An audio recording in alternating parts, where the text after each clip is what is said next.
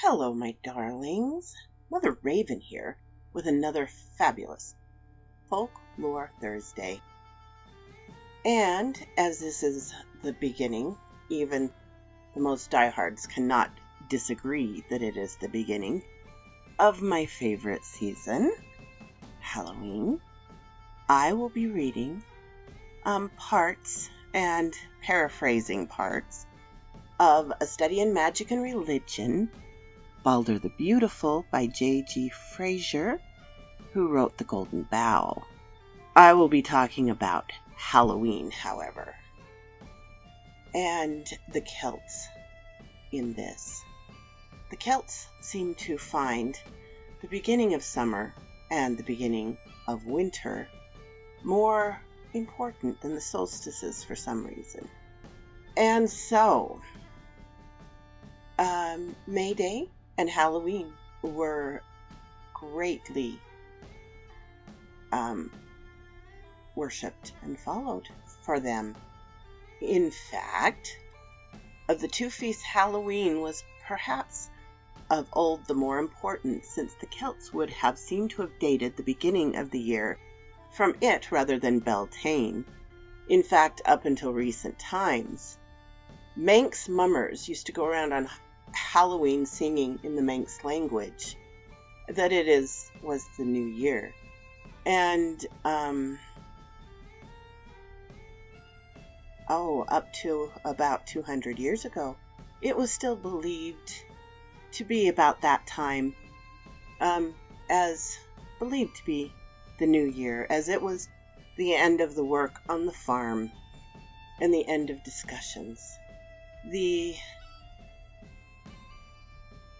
Irish in ancient Ireland, as we saw, a new fire being used to kindle every year on Halloween or on the evening of Samhain, and from this sacred flame all fires in Ireland were rekindled. Such a custom strongly points to Samhain or All Saints' Day, the 1st of November, as New Year's Day, since the annual kindling of a new fire takes place most naturally at the beginning of the year, in order that blessed influences of the fresh fire may last throughout the whole period of 12 months. Another confirmation is that the Celts dated their year from the 1st of November, is furnished the manifold modes of divination, which were commonly resorted to by Celtic people on Halloween for the purpose of ascertaining their destiny, especially their fortune in the coming year. For when could these devices for prying into the future be more reasonably put to practice than the beginning of the year? As a season of omens and augury, Halloween seems to have far surpassed Beltane in the imagination of the Celts, from which we may with some possibility infer they reckoned their year from Halloween rather than Beltane. It is also associated with the dead, not only among the Celts, but throughout Europe. Halloween, the night which marks the transition from autumn to winter, seems to have been of old the time of year when the souls of the departed were supposed to revisit their old homes in order to warm themselves by the fire and to comfort themselves with the good cheer provided for them in the kitchen or in the parlor by their affectionate kinsfolk.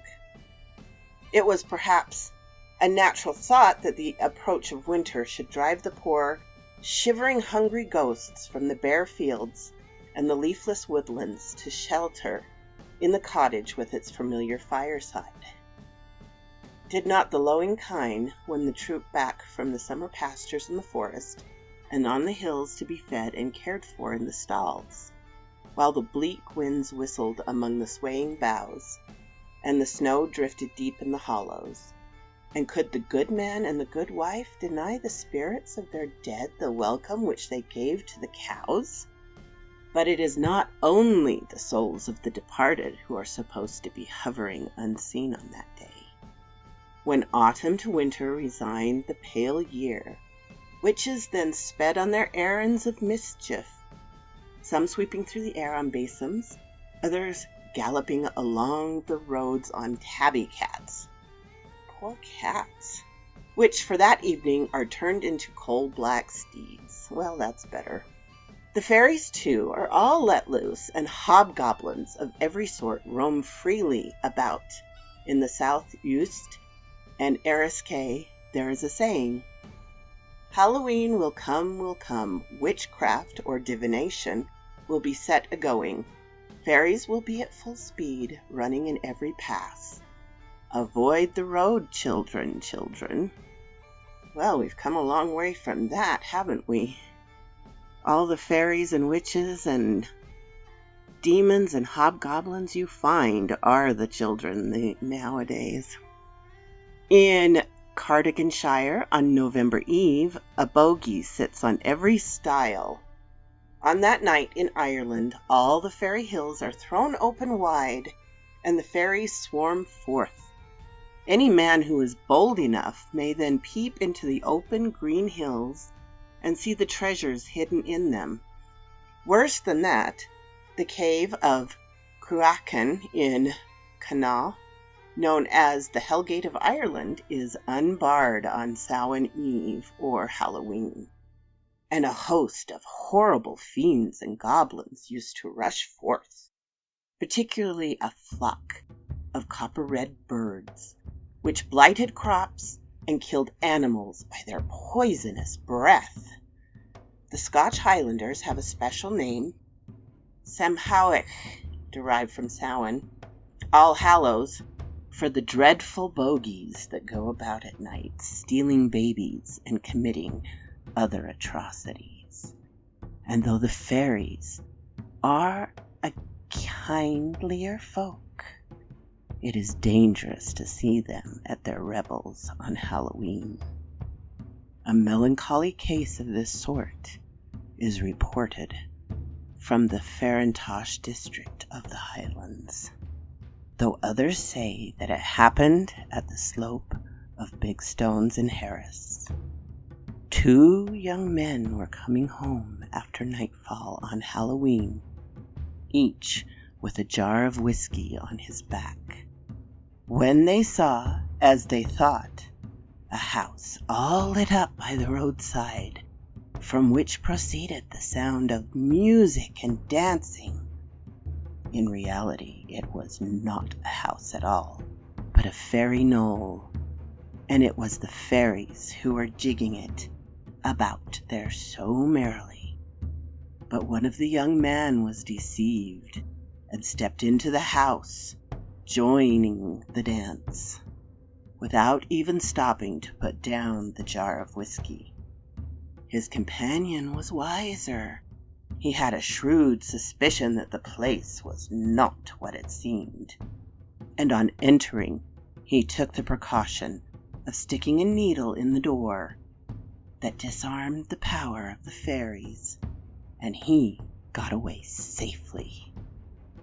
Well, that day, 12 months, he came back to the spot, and what should he see but his poor friend still dancing away with the jar of whiskey on his back. A weary man he was, as you may well believe, but he begged to be allowed to finish the reel, which he was in the act of executing, and when they took him out into the open air, there was nothing left of him but skin and bones. Again, the wicked fairies are apt to carry off men's wives with them to fairyland, but the lost spouses can be recovered within a year and a day, when the procession of the fairies is defiling past on Halloween, always provided that the mortals did not partake of elven food while they were in elfin land. The Ghoulish and the revels of the fairies at Halloween. Sometimes valuable information may be obtained from the fairies on Halloween. There was a young man named Ghoulish in the county of Mayo. Near his house was a rath, or old fort, with a fine grass bank running around it.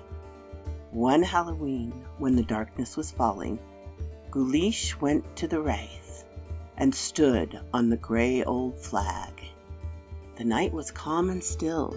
There was not a breath of wind stirring, nor a sound to be heard, except the hum of insects flitting past, or the whistle of the plovers, or the hoarse scream of the wild geese as they winged their way far overhead. Above the white fog the moon rose like a knob of fire in the east, and 1,000,000 stars were twinkling in the sky. There was a little frost in the air. The grass was white and crisp and crackled underfoot. Ghoulish expected to see the fairies, but they did not come. Hour after hour wore away, and he was just bethinking him of going home to bed, when his ear caught a sound far off, coming towards him, and he knew what it was in a moment. The sound grew louder and louder. At first it was like the beating of waves on a stony shore. Then it was like the roar of a waterfall. At last it was like a mighty, rushing sound in the tops of the trees. Then the storm burst upon the rath, and sure enough, the fairies were in it. The rout went by so suddenly that Ghoulish lost his breath, but he came to himself and listened. The fairies were now gathering within the grassy bank of the rath, and a fine uproar they made. But Ghoulish listened with all his ears, and he heard one fairy saying to another that a magic herb grew by Ghoulish's own door, and that Ghoulish had nothing to do but pluck it and boil it and give it to his sweetheart, the daughter of the King of France, and she would be well, for just then she was lying very ill. Ghoulish took the hint, and everything went as the fairy had said, and he married the daughter of the King of France, and they had never a cark or a care, a sickness or a sorrow, a mishap nor a misfortune, to the day of their death. Divination, resorted to in Celtic countries at Halloween. In all Celtic countries, Halloween seems to have been the greatest season of the year for prying into the future. All kinds of divination were put in practice that night. Dalthy, the King of Ireland in the 5th century, happened to be at the Druids' Hill, in the county of Sligo, one Halloween, ordered his druid to forecast for him the future, from that day till the next Halloween should come round. The druid passed the night on the top of the hill, and the next morning made a prediction to the king, which came true. In Wales, Halloween was the weirdest of all of the 3 spirit nights, when the wind, blowing over the feet of the corpses, bore sighs to the houses of those who were to die within the year. People thought that if on that night they went out to a crossroad and listened to the wind, they would learn all the most important things that would befall them during the next 12 months. In Wales, too, not so long ago, women used to congregate in the parish churches on the night of Halloween and read their fate from the flame of the candle, which each of them held in her hand. Also they heard the names, or saw the coffins, of the parishioners who would die within the year. And many were the sad scenes to which these gloomy visions gave rise. And on the Highlands of Scotland, anybody who pleased could hear proclaimed aloud the names of parishioners doomed to perish within the next 12 months, if he would only take a 3-legged stool and go and sit on it at 3 crossroads, while the church clock was striking 12 at midnight on Halloween. It was even in his power to save the destined victims from their doom by taking with him articles of wearing apparel and throwing them away one by one, as each name was called out by the mysterious voice. But while a glamour of mystery and awe has always clung to Halloween in the minds of the Celtic peasantry, the popular celebration of the festival has been, at least in modern times, by no means of a prevailing gloomy cast. On the contrary, it has been attended by picturesque features and merry pastimes, which render it the gayest night of all the year. Boy, what would he think about today, my darlings? He couldn't even dream. Amongst the things in which the Highlands of Scotland contributed to invest the festival with a romantic beauty were the bonfires which used to blaze at frequent intervals on the heights. On the last day of autumn, children gathered ferns, tar barrels, the long thin stalks called gangsting, and everything suitable for a bonfire. These were placed in a heap on some eminence near the house, and in the evening set fire to. The fires were called saunagan. There was one for each house, and it was an object of ambition who should have the biggest. The whole districts were brilliant with bonfires, and their glare across a Highland loch and from many eminences formed an exceedingly picturesque scene. Like the Beltane fires on the 1st of May, the Halloween bonfires seem to have been kindled most commonly in the Perthshire Highlands. Travelling in the parish of Moulin near Pitlochry in the year 1772, the Englishman Thomas Pennant writes that Hallow Eve is also kept sacred. As soon as it is dark, a person sets fire to a bush of broom, fastened round a pole, and attended with a crowd, runs about the village. He then flings it down, heaps great quantities of combustible matters on it, and makes a great bonfire. The whole tract is thus illuminated at the same time, and makes a fine appearance. I must say, my darlings, we too at my house have a bonfire every Halloween. We don't do much divination, but you can imagine I have a ghost story or two to tell. We also put out homemade root beer in a cauldron with dry ice. What else? Well, my dears, I hope you enjoyed this little walk down the history of Halloween and where it started and so forth. And I will see you next time. So quoth this raven.